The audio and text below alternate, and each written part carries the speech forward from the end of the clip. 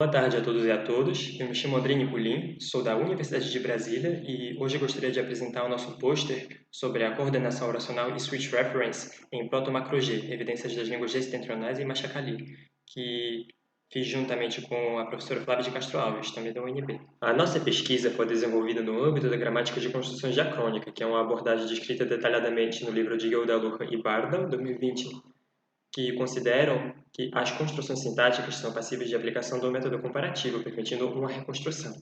E dentre as questões discutidas por esses autores estão questões tais como faz para identificar cognatos sintáticos e como faz para identificar a direcionalidade de mudanças entre as construções sintáticas, ou seja, como faz para determinar qual construção é a construção fonte. Esse aqui é um cladograma das línguas macro-G, aí destacamos em vermelho as línguas que a gente vai considerar na apresentação de hoje, que são as línguas gessetentrionais e o Machacali. As línguas gessetentrionais são essas aqui, o Kaikwakati, o Tapayuna, o Kinsede, o Mebengokre, Penagé, Paracatege, Krenkate, Gavião, Percobi, Canela e Krahô.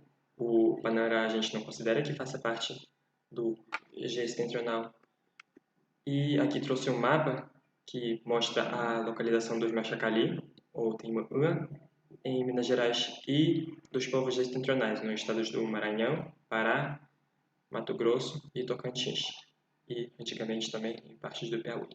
Vamos começar pelas línguas setentrionais, e vamos começar pelas orações coordenadas com sujeitos diferentes, porque nas línguas setentrionais a coordenação de orações vai fazer uso de estratégias diferentes conforme a identidade ou não de seus sujeitos. Se não houver correferência entre os sujeitos, a estratégia preferida é a de justapor as orações, com a ressalva de que a segunda oração vai obrigatoriamente começar com o pronome nominativo, as opções sendo ba, para a primeira pessoa ga, segunda pessoa gu, primeira inclusiva, e ge, terceira pessoa. Estou colocando aqui as formas reconstruídas para o proto-G setentrional. E a semântica dessas orações pode ser a de finalidade, a fulana fez coisa tal para que o fulano faça coisa tal, eventualidade consecutiva, a fulana fez coisa tal e daí depois o fulano fez coisa tal, ou eventualidade simultânea, a fulana fez coisa tal e enquanto isso o fulano fez coisa tal. E é importante dizer que nessa apresentação a gente não vai considerar as orações subordinadas, com subordinação sintática, com semântica análoga. Por exemplo, para a finalidade existem orações subordinadas com a posposição kadia, a fim de. Aqui trouxe alguns exemplos de várias línguas. Para a primeira pessoa, ba, tem um exemplo do Kaikwakati, Hengangratirin, Wakukren. Toma tachon a paca e eu, não correferente, a comi. Aqui tem o pronome nominativo de primeira pessoa. Canela, apoio, o adebo kun. Tu chegaste e eu te vi. Tu, eu, não há correferência, justaposição, pronome nominativo. Segunda pessoa que trouxe o exemplo da Pinagé, Kotpai Mamem Bagum, Caimão Yaren. Eu vou te dar uma coisa para ti me contar histórias. Eu, tu, não há correferência, justaposição, pronome nominativo. E um exemplo interessante do Mebengokre, Gakamrua, Bamakreiga, Gakren. Aqui a gente tem uma oração com sujeito não correferente com a primeira pessoa, o ba que a gente já tinha visto, e outra oração com ga, segunda pessoa, pronome nominativo. Tu desce, eu, não correferente, vou sair entrando, para ti comer. Aqui tem exemplo de ação consecutiva e finalidade. Primeira pessoa inclusiva, pronome gu, aqui tem o exemplo do Kinsede, Akatiket kamna wakto kuten tepyariri. De manhã eu te acordei e nós, não correferente, fomos pescar. Justaposição, pronome nominativo ku. E um exemplo interessante do Paracatege, G, aqui a Kurami faz o berarubu e nós, não correferente, a enterramos. Esse exemplo é repetido duas vezes, uma vez na tese da Marília Ferreira, com a tradução de ação consecutiva, e encontrei esse exemplo também no dicionário da Leopoldina Araújo.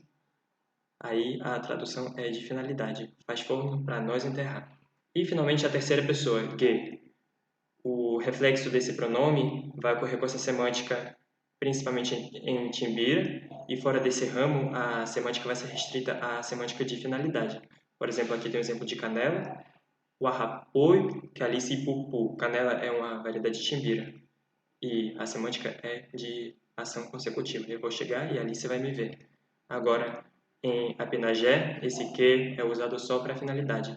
Mate, que é minha mãe, tá. Vai lá para eles cortarem o teu cabelo. Finalidade. E, inclusive, em muitas línguas G, o reflexo desse G não é mais analisado como pronome, sincronicamente. Esse G que a gente acabou de ver é usado apenas em orações finitas. Agora, nas orações não finitas, em Timbira, é usado um conector reconstruível como man. Por exemplo, kute ham, man kute toi kom. Ele a deixou e outra pessoa bebeu. Kute e kute têm referentes diferentes e, portanto, é usado o man. Não pode usar o ken, porque é não finito. Aqui tem o marcador de não finitude. E um exemplo de paracateger em Chetekrayuahi, Mancrovokre, Tewahira, Tokachua. A mãe segurou o filho e a Acropokre, diferente da mãe, né? Furou com a agulha. Mã, de novo, não há correferência, terceira pessoa, então é mã. Esse mã é só para a terceira pessoa. Em outras línguas gestentrionais, que não são timbira, ocorre uma conjunção diferente. Nhum em Apenagé, Xicrim, Nhum em Caiapó, Nhum em Quincede e Nhi em Caicocarti, que deve ser uma inovação, porque o man, como a gente vai ver daqui a pouco, do Timbira, né, tem um cognato claro na língua Machacali, bem distante das línguas gestiontronais, e, portanto, esse man dá para reconstruir para o proto-macro-G. E essa outra conjunção deve ser uma inovação. Tudo que a gente viu até agora eram as orações com sujeitos não correferentes. Agora, para as orações com sujeitos correferentes, a gente vai usar em quase todas as línguas gestiontronais a conjunção né.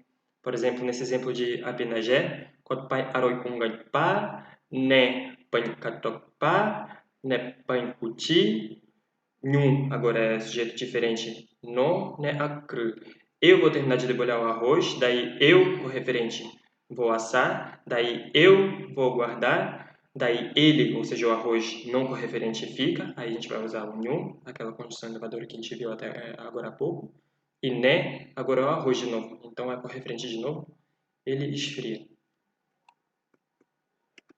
E é interessante que nesse tipo de orações, em várias línguas gestionais, foi notado o seguinte fenômeno. Se a oração é não finita e o sujeito é ergativo, de verbo transitivo, né?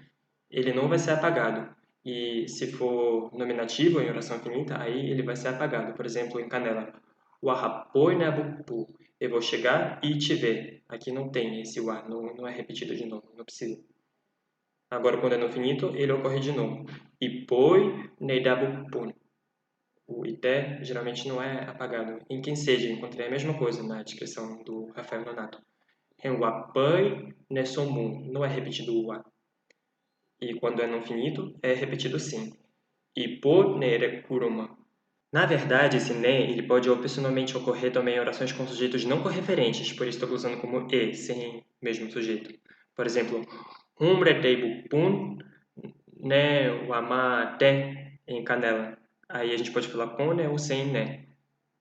Ou nesse exemplo de Kakwakati, que eu encontrei, Rouchirakwatatyakre Neninara Watuakere. O once ele mostrou a força dele e a chuva, não correferente, por isso tem o ni, a conjunção de sujeito diferente, não teve medo, aí ocorreu junto com o né.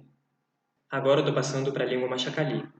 Em Machacali, o padrão geral das orações, de qualquer tipo, é que o verbo ocorra no chamado modo reales, aqui tem, por exemplo, o marcador de reales, e o argumento a de verbo transitivo recebe marcação de caso ergativo, com a posposição ter. Por exemplo, ante chamam para pei. A mulher pegou o sabão e lavou. Mulher, ergativo, e lavar está no modo reales. Esse padrão tem todas as características que nas línguas gestionais caracterizam as orações não finitas, tais como a ergatividade, pós-posição de agente, cognata, sufixo de não finito em gestional e de reales em machacali, e, portanto, a gente considera que trata-se de construções cognatas. Nessa apresentação, a gente vai falar de um tipo de construções muito específico do machacali que não segue o padrão geral, que é uma coisa bem rara na língua. Aqui eu trouxe 2 exemplos de orações de finalidade do Machacali, que são especiais em usarem o chamado modo irreales, aqui, por exemplo, ticoi com o sufixo de irreales. Esse modo também é usado nas construções imperativas e nas orações introduzidas pelo evidencial de inferência pó. E essas orações de finalidade são introduzidas por conjunções que codificam o argumento nominativo. Por exemplo, a, primeira pessoa, cha, segunda pessoa, para ti, fazer coisa e tal. P, terceira pessoa, sujeito diferente. Tudo isso era sujeito diferente. E agora, para o mesmo sujeito, é usada a conjunção nãe. Por exemplo, ante mil paha, punhai chikoi. Eu peguei o pau para outra pessoa se coçar. Não há correferência para aqui, terceira pessoa, p. E modo irreales. Putei chop nua, nui pa mim.